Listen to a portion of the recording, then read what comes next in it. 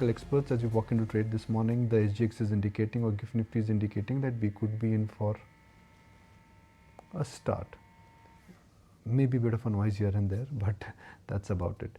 Nifty is indicating that we are in for a flat start. Hemang Jani, what do you make of, good morning first, what do you make of this week's price action? Nifty is outperforming, the bank Nifty is outperforming, but mid and small cap stocks continue to remain under pressure. Yeah, good morning, Nikunj. So clearly, my feel is that for Nifty and large cap stocks, I think we have a decent bottom in place. There is a lot of resilience you see around these levels. And anyway, we were going with very low expectations, when it comes to results, the global backdrop. So definitely there is a sense of stability there. As far as broader market, mid caps and small caps are concerned, we have seen a good amount of carnage, and the stocks have corrected 30 to 50% also. So there one will still have to take a stock specific view wherever, let's say, the companies which are delivering good numbers and have corrected maybe 30%. I think surely there is a good amount of opportunity, and they will stabilize eventually. But within the small cap space, even if the stocks have corrected where the narrative was there, but there is no real delivery of numbers, I think you will see that pain. And we've seen time and again, Nikunj, that whenever you have such a carnage, some pockets in the broader market, they will never give you that price. So we have to accept that, and we have to kind of see how we can filter out the names which are not delivering and stay focused on the better ones.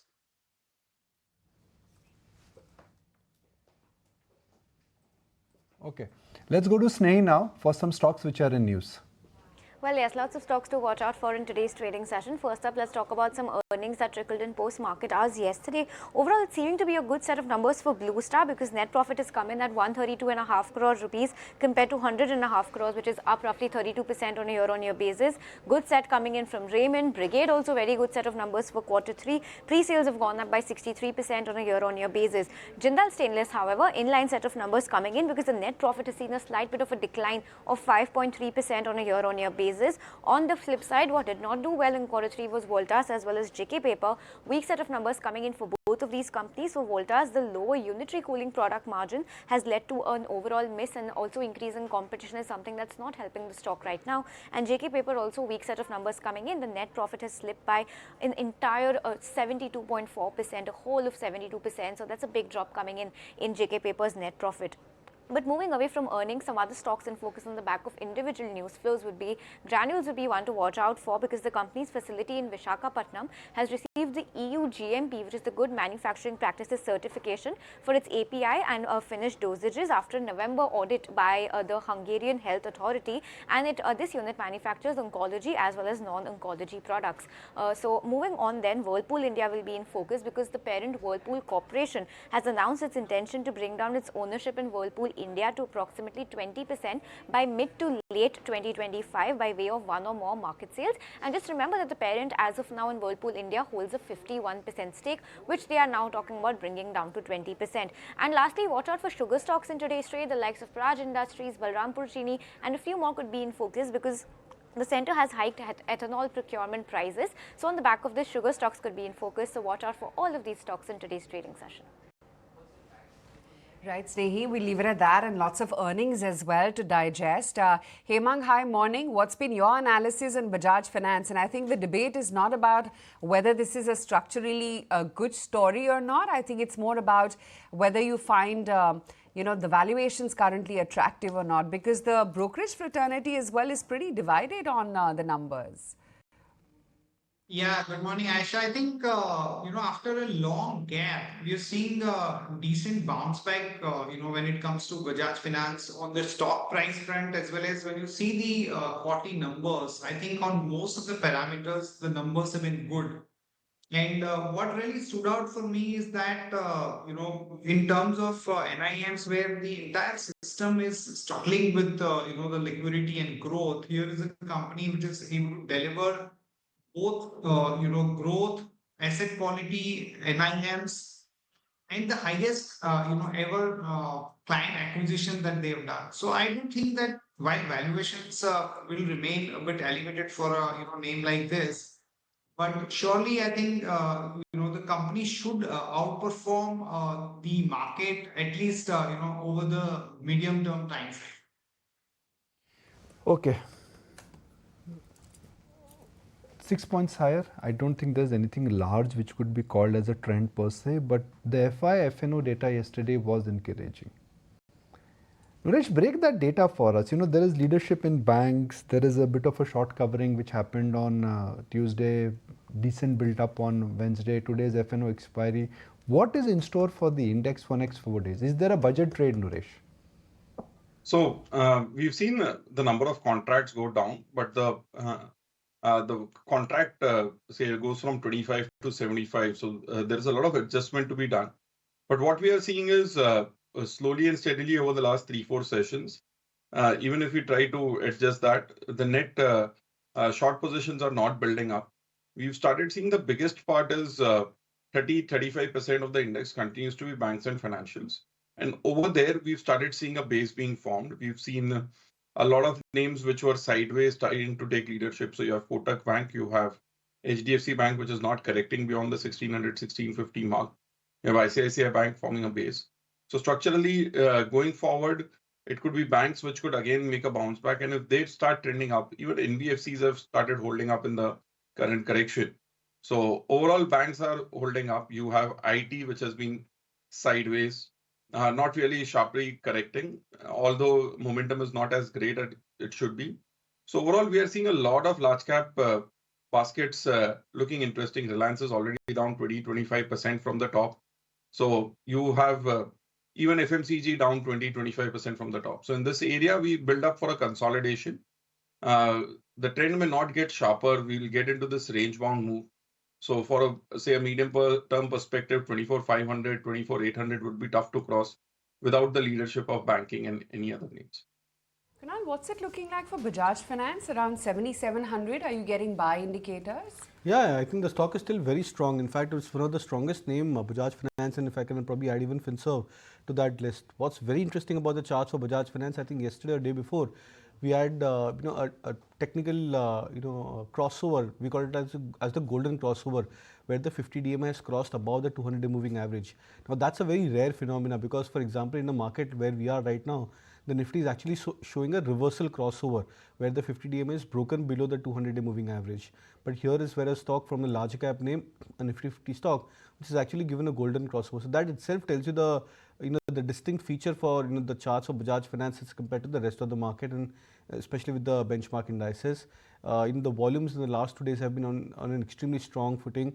We've seen the stock confirming breakout of a flag formation. So all of that is very positive for the stock, and my sense is that the stock should move up higher over the near term. Expectation is around 7,850 to 8,000 mark over the near term for Bajaj Finance. Okay, that's that on Bajaj Finance. But amidst heightened volatility, what is it that we can expect from global investors going forward? Will they continue to sell India, or you think, after the recent correction, there will be buyers anytime soon? Here's some opinion coming in. We have an overweight on China, arguably more from a tactical than a longer-term strategic perspective. We think that China has a good chance to rally roughly 20%, which is a combination of valuation recovery as well as some underlying earnings growth. And that would bring China back to the level that it was just in early October this year, after it had a strong policy driven increase in the market. If we look last year at the flows we can identify for that market, the biggest single flow that we can objectively quantify is the so-called southbound connect flows, which are money coming from mainland China into the Hong Kong Stock Exchange.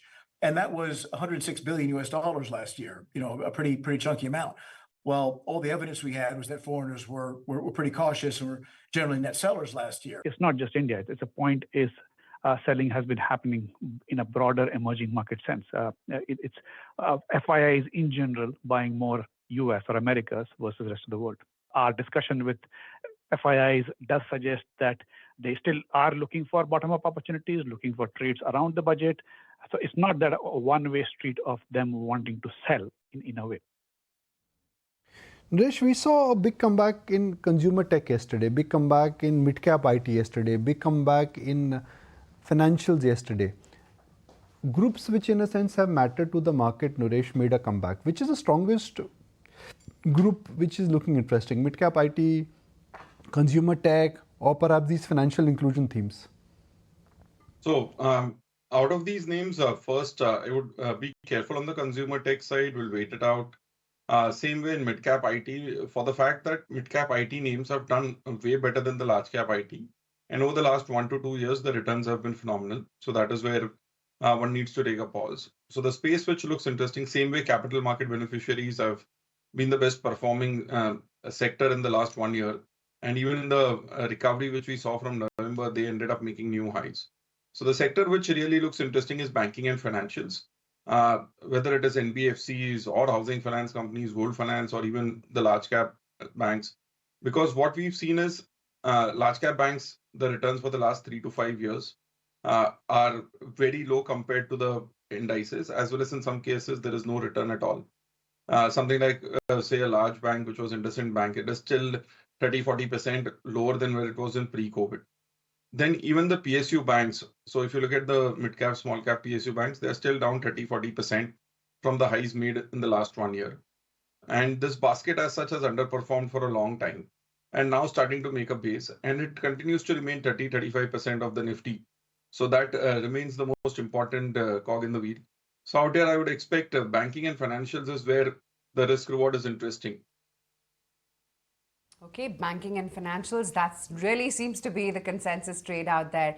But Hemang, tactically, would you say avoid PSUs right now, X of PSBs? Aisha, I think PSUs, excluding the public sector banks, also have corrected quite a lot. So I would not take a generic call that just avoid all the PSUs, but some of the defense names like HAL, BL, where the overall numbers have been pretty good. No doubt it was a big narrative, and there may be a case of over ownership. But wherever the companies are delivering, and more so, defense being a priority area for the government, I do think that these companies do provide a good entry point. At the same time, many other power-related PSUs, railway-related PSUs, I think by and large, the story is over. So I would not really venture into those names. Specifically Zomato, Kunal, Zomato, Paytm, trade there? So I'll still be on a wait and watch mode, Nikunj, because as I was mentioning earlier, that when stocks move up higher after a sharp correction, and when that happens on the back of lower volumes, so the average volumes yesterday, the volumes were for Zomato was an average volume over the last 2-3 days with respect to the selling. So when there is a counter rally to the stock, the counter rally generally has to be on the back of higher volumes, because that indicates a change of mood, a change of stance from traders. And if that doesn't happen, then we expect the stocks to get back into a zone of consolidation, which could eventually lead into the stock correcting further. So my sense is that the rally which has happened yesterday was just about mild short covering for the stock, and that could probably be one of the reasons why eventually, maybe over the next 1 or 2 weeks, the stock may actually get back into a correction. So you feel that every uptick one should be selling? Yeah, for this for the stock, Zomato and in general, that if you don't expect a sharp rally, you think that one should be lightening the positions. Okay. Naresh, you feel the same, that one should be lightening the position? I mean, you will get a bounce like yesterday, maybe for a few more sessions, but one should just get out of one should just get out of stocks? So that is not exactly my view. My view is we are getting into a consolidation, and that would mean rotation. And in rotation, what it implies is the best performers of the last 1 year, 1.5, 2 years are the places which will start first dropping off 30%, and then after a dead cat bounce, go sideways for a period of say 6 to 18 months. What we've seen in defense in the current move, if you look at a Cochin Shipyard or a Garden Reach, they've not been able to come back sharply even in the bounce. Same could happen with a lot of these names. So something like Zomato, which has fallen 30%. And there are capital market beneficiaries. There are other names, jewelry companies. So all these companies would make an initial bounce back with the market. And that is where you want to get out. And you want to enter into underperformers, which are forming bases. So there are banking and financial names. There are smaller baskets in the stock specific side on the small cap and mid cap. So the criteria to be looking at is companies which have not fallen 30-40% and not gone up 5x in the last 2 years. The rest of the basket is where you want to be participating.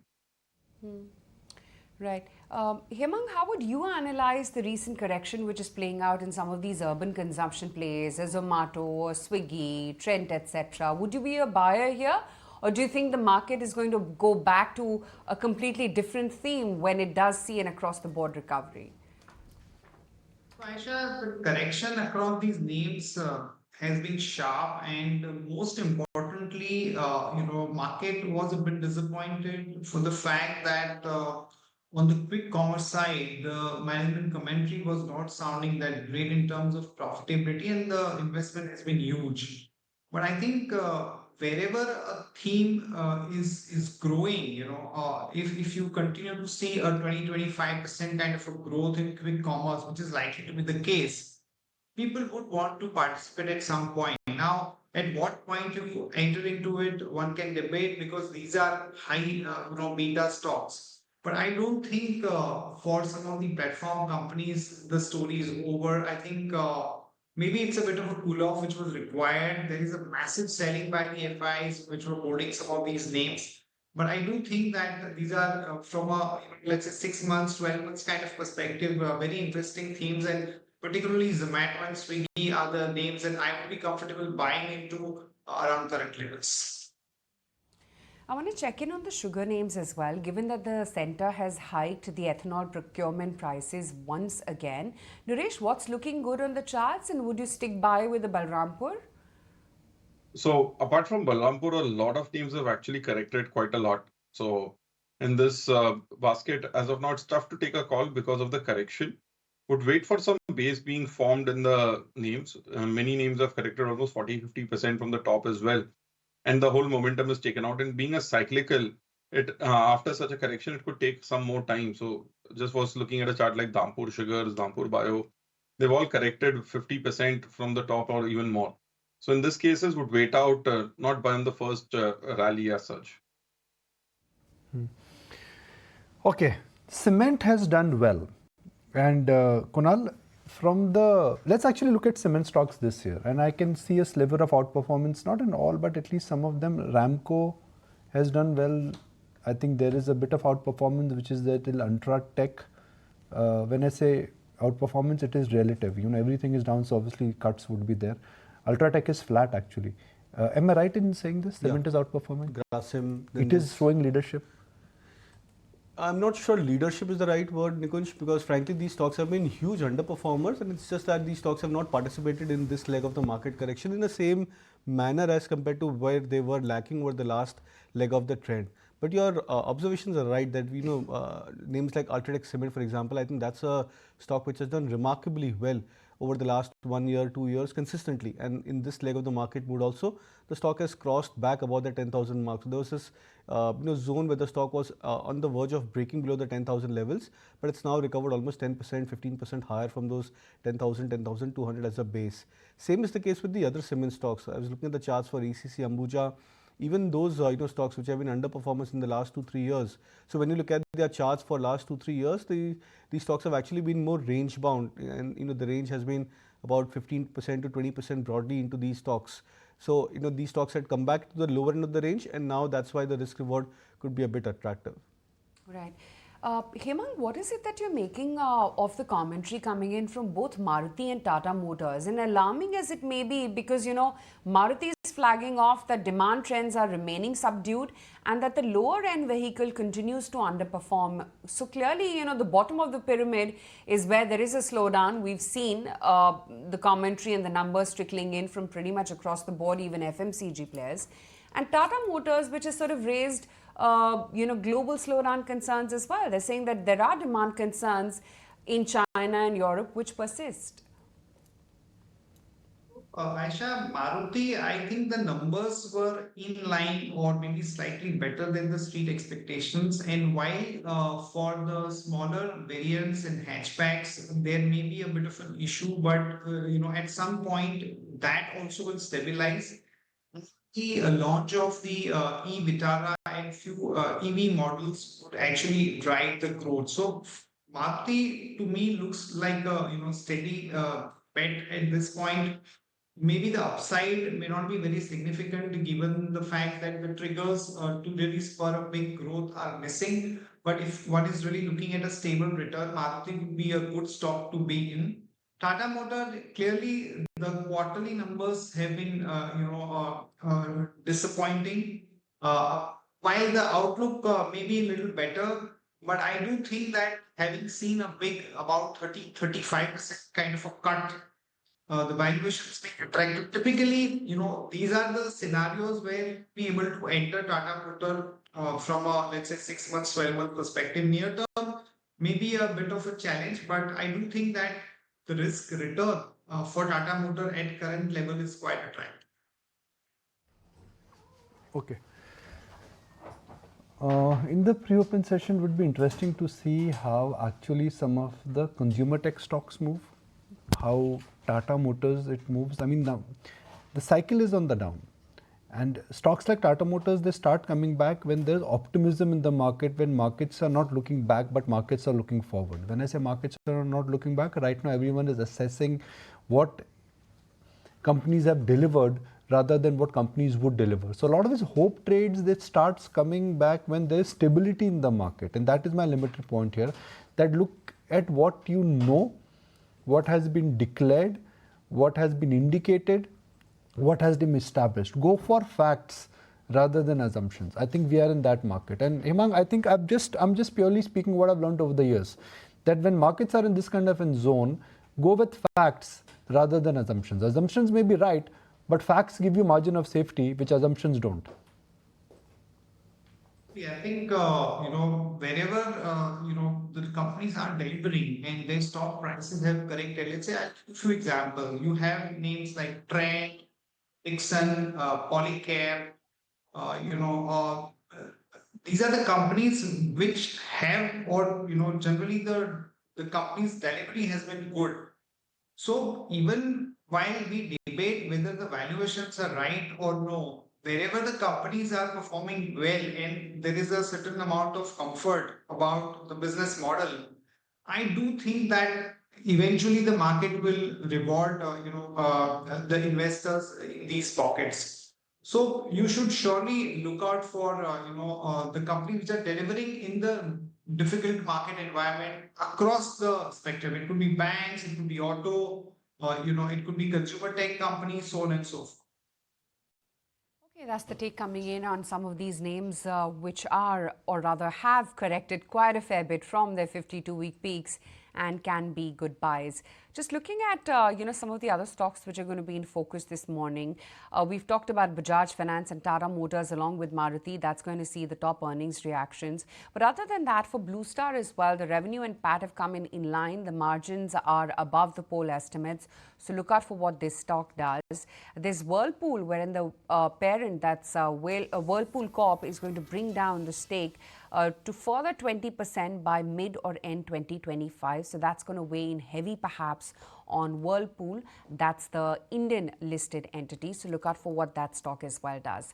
For Brigade Enterprises, the Q3 real estate collections are higher by about 36%. Sales as well have seen an uptick of 63% on a year-on-year basis. So Brigade is going to be the other stock which is going to be in focus. Hemang, how is it that you are mapping the entire realty pack now? Because, it's definitely fallen a fair bit in the carnage. Some of these stocks were overheated. But then again, the earnings have been pretty sporadic there. Not everyone has performed well in the quarter gone by. I do agree that this was a trade where everybody was trying riding the wave of the pre-sales booking, and the valuations were really stretched. And when you look at the quarterly numbers, I think some of the companies delivered very strong set of numbers, be it DLF or Lodha, and Suntech and so on and so forth. While many companies have really not delivered, very strong set of numbers also. So my feel is that because some stocks have corrected quite sharply and the numbers have been good, you might see a bit of a technical pullback. But from a pure fundamental perspective, I would avoid this pocket for the fact that people are going with very aggressive assumptions in terms of their launch pipeline or pre-sales booking that they are talking about.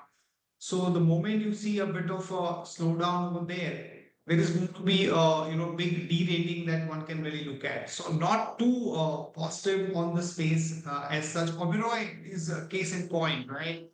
The numbers have not been that great, and while their launch pipeline may look good, people will have some concerns on their valuations per se. All right.